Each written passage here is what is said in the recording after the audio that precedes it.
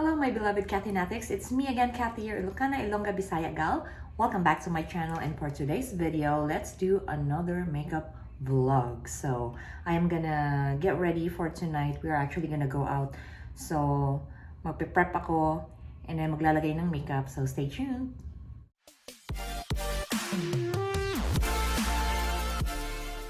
Okay, so now I'm barefaced. Naghilamos na po ako. So talagang walang anything, walang product itong mukha ko. So now, let's use the Medicube Vitamin C. Ito po. And ito yung ginagamit ko araw-araw. So it also acts as like a barrier, tsaka protection din sa mukha. So, ganyan. Include the neck. Tulo na yung noo. And then after that one, I am going to use the Medicube Triple Collagen Serum. So makikita niyo po na parang sobrang dami kong nilalagay na pinagpapatong-patong ko sa mukha. But they all have a purpose kung bakit ko sila nilalagay at pinagpatong-patong sa mukha ko. And it's really worth your time putting this. So, ayan. So, ngayon, nalagay na natin yung vitamin C at saka yung collagen serum natin. Now, let's start with the foundation primer. So, ito yung lagi kong ginagamit at lagi kong pinipicture sa mga makeup vlogs ko, yung Tarte Base Tape Hydrating Primer. Ayan.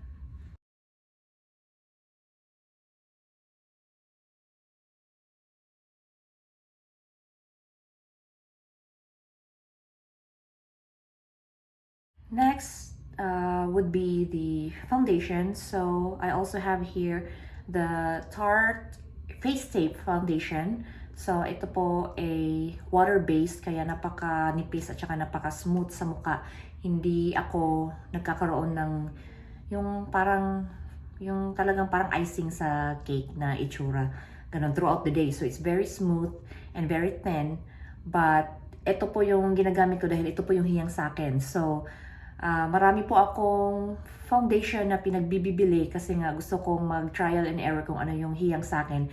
And sa lahat ng yun, I do have L'Oreal, itong Tarte, meron din akong NARS, I think I also have a Naked, yung from Urban Decay Foundation, and ito lang po talaga yung naging hiyang sa akin at mas nagustuhan ko kasi it's very light na parang wala akong nilagay na foundation. So let's use this one now.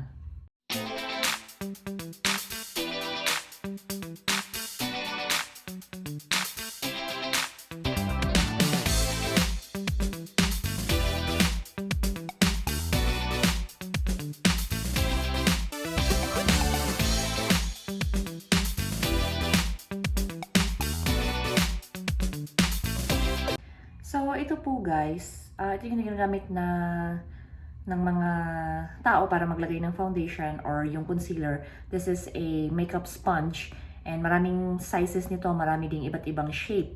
So make sure po na pag nilalagay ninyo ito, bago ninyo gamitin, basahin niyo po muna. So it has to be damp, hindi pwedeng dry kasi kung damp siya, mas maganda yung blending ng foundation ninyo, and at the same time, mas even yung distribution kaysa yung dry.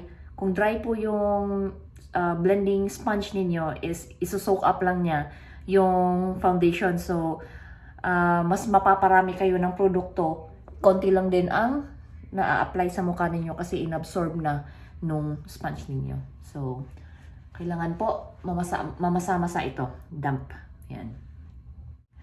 Ayan guys, so nalagyan ko na ng foundation and I also put it evenly during or using the blending brush. And this is how it looks like. And kapag naglalagay po kayo or nagte-test kayo ng foundation, make sure sa store po kung kaya or merong kayong kakayahan doon sa store na magbukas or yung mga tester nila, i-test nyo po sa dito ninyo banda. Kasi yan yung skin tone ninyo. Kung too light or too dark, dyan po ninyo makikita. Lagay nyo dyan. Tapos, pag naka-makeup na rin kayo, naglagay kayo sa mukha ninyo, make sure na you have a proper lighting at saka maganda po. Ang ginagawa ko, lalo na sa mga pictures na yung naka-tube, mga sleeveless, mga ganon. Naglalagay ako ng foundation. Pinipicturean ko yung sarili ko, may flash at walang flash. Para po makita ko yung itsura ko sa mga pictures kung mukha ba akong namudmud sa harina or hindi. Kasi may time talaga na pangit din yung lighting mo. Kala mo, sakto na yung kulay, sakto yung pagkalagay mo. Tapos pag nag-picture-picture na kayo, pangit pala. Tsaka masyadong maputi or masyadong shiny or parang ganon. So, do some testing po. Picturean nyo yung sarili ninyo with or without flash and then tingnan ninyo and then i-adjust ninyo. Kasi may time din na, syempre, dito mo Phoenix tapos dito wala. Maitim dito, maputi dito. So, you have to also put foundation here para mag-even out naman siya kahit papano dito. Yan. Yan. So, right now, let's do the eyeshadow primer. So, kahit anong brand po, itong ginagamit ko ngayon is the Urban Decay Eyeshadow Primer Potion Anti-Aging. Pero napakarami pong eyeshadow primer or eyeshadow base na nabibili ninyo. So, kung meron po kayong mahanap, make sure po na, of course, safe din yung mga ingredients niya. And talagang legit din yung makeup ninyo. So, yun. Kailangan ninyo ito kung maglalagay kayo ng eyeshadow para mas dumikit yung kulay at saka mas ma-enhance yung pigmentation ng mga eyeshadow na nilalagay ninyo. So, very clear lang ito. Parang wala lang kayong nilagay. Yan. Yan lang. Tapos, even out. So, para lang siya talagang wala, guys. But believe me, this does a lot of wonders. So, makakatulong po to sa inyo para hindi maglinya-linya or magkaroon ng creases yung mga ninyo, eyeshadow na nilalagay ninyo. Lalo na throughout the day or nang lagkit na kayo, yun, hindi siya hindi siya magbuo-buo dyan sa mga fold ng eyelids ninyo.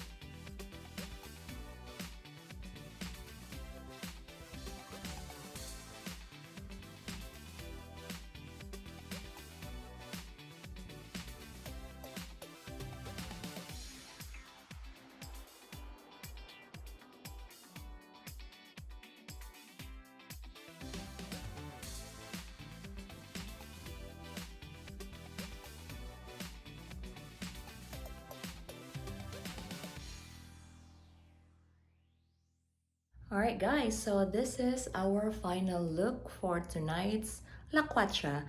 I hope you guys enjoyed this video. Please don't forget to like and subscribe to my channel, and please don't forget to hit that bell button para naman notified kayo sa mga bago kong ina-upload na mga vlogs. Again, this has been Kathy, your Ilocana, Ilongga, Bisaya gal, always saying, don't let anyone turn you away from your purpose and always live life for what it's worth. Thank you so much for watching. Bye!